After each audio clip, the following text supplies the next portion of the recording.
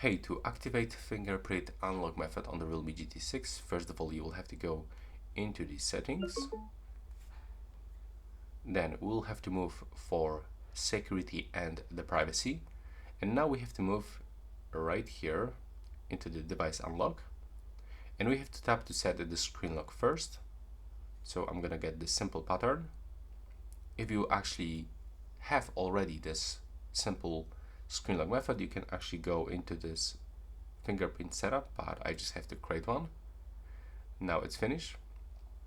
So we have to actually, we get this information to turn on fingerprint unlock, so we have to enable it, click I agree, and now we just have to place one of our finger in this sensor. So we have to put it, when you feel vibration you will have to actually lift your finger, and you have to just keep doing this until this blue color fulfill the fingerprint picture. So just keep tapping on the sensor.